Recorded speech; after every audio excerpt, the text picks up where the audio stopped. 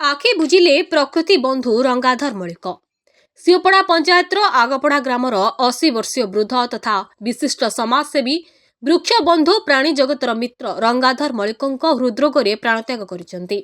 से तांको जीवन काल मध्यरे हजार हजार गछ लगाई प्राणी जगत को बंचाइबा संगे निज अंचल राजकनिका माटी खूब सुनाम आनिचंती। तांकर प्रतिटी मुहूर्त बुला पशुपक्षी को खाइबाकू देबा के व्यक्ति जदि कौनसी पक्षी को आबद्ध करी रखिबार खबर मिले से तुरंत से लोक पाखक जाई तार उचित मूल्य दी पक्षी को सेठारु मुक्त करी दिए। एमिति जणे भिन्न चिंताधारार व्यक्ति आगपड़ावासी तांको निकटरे चिरकृतज्ञ। तांकर स्मृतिचारण सभारे उपस्थित भद्र व्यक्ति और मंचसीन अतिथि माने तांको गुणगान करी भावविह्वल होइतिले। मंचासीन अतिथि मानक गहଳରେ दलित महामंचर ब्लॉक सभापति श्री त्रैलोक्यनाथ मलिक, विशिष्ट कलाकार अशोक कुमार जेना, सभापति श्री कृष्णचंद्र नायक और युव सांबादिक प्रणय नायक मंचासीन थिबार देखिबाकू मिलिथिला। राजकनिकार प्रणयଙ୍କ रिपोर्ट लिव लाइव ओडिया। परिचय देले त्रैलोक्यनाथ मल्लिक आंबेडकर विचार मंच राजकनिका ब्लॉक सभापति। कौन कहे सर आज जो रंगाधर मल्लिक जो प्रकृति मित्र बोली कहते आज सी आपण गहन ना संपर्क में कौन रखे आपण माध्यम मुझे कहवाक चाहे आम ये अंचल सारा राजकनिका ब्लॉक जाने जे स्वर्गत रंगाधर मल्लिक जड़े प्रकृति मित्र कहवाक गले से प्रकृति की बहुत भल पाती।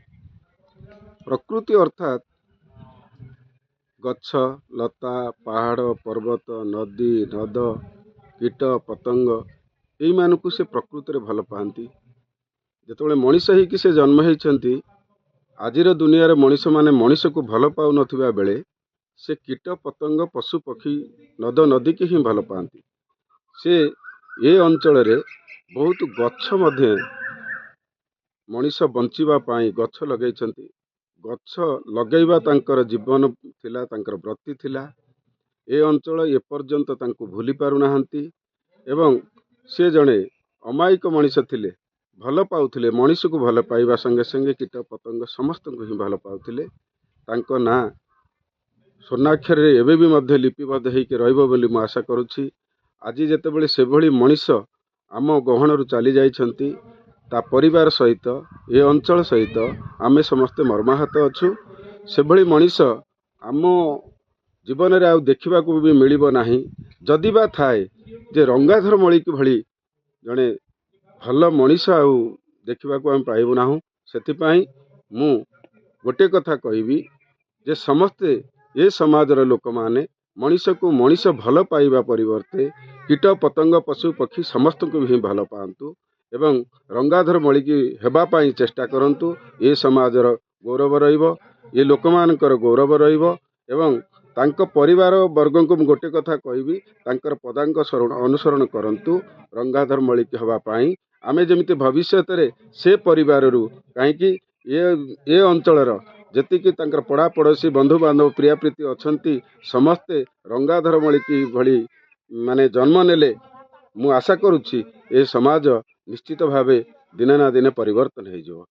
शेष में गोटे कथा कहबी से जोटी थांतु ना कहीं तांको शोकाकूल परिवेश एवं तांकर जो भल पाइबा मनोवृत्ति की आज मो तरफ मु गभीर श्रद्धांजलि और श्रद्धासुमन अर्पण करुछि। नमस्कार आज्ञा, मो अशोक कुमार जेना, मो घरटा हूँ चरपड़ा पंचायत। कौन कहे सर आप आज रंगाधर बाबूंकर एकादश स्मृतिचारण सभा आप जोग देते से संपर्क में कौन कहे?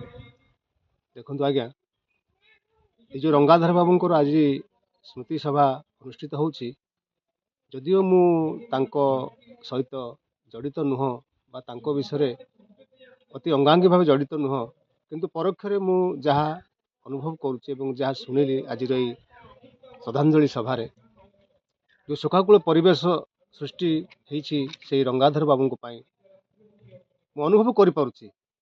से जने महान व्यक्तित्व थिले जहाँकर प्रेरणा जहाँकर कर्म निष्ठा त्याग निश्चित भाव में समस्त सारा जीवन पाई उज्जीवित हो रहिबो बोली मु अनुभव करुछि। एवं आउ गोटे कथा मु बहुत भल भाव हृदयंगम करुछि आज रे से जने थिले प्रकृति बंधु। पाखापाखि तांको जीवन काल भितर से हजार ऊर्ध्व गछ ଲଗେଇଛନ୍ତି ଆପଣ ଜାଣିଥିବେ ବୃକ୍ଷ ହିଁ ଜୀବନ। ସେ ଗୋଟିଏ କଥାକୁ ହିଁ ଅନୁଭବ କରିଥିଲେ, ଯଦି ମୁଁ ଗୋଟିଏ ଗଛ ଲଗାଇବି ନିଶ୍ଚିତ ଭାବରେ ଗୋଟିଏ ଜୀବନକୁ ସୁରକ୍ଷା ଦେଇପାରିବି। ଏହା ହିଁ ତାଙ୍କ ଜୀବନ ଲକ୍ଷ୍ୟ ଥିଲା, ଯାହା ସେ ତାଙ୍କ ଜୀବନ କାଳ ଭିତରେ ପ୍ରମାଣିତ କରି ଯାଇଛନ୍ତି। ଗୋଟିଏ ଗଛ ଲଗାନ୍ତୁ, ଗୋଟିଏ ଜୀବନ ବଞ୍ଚାନ୍ତୁ।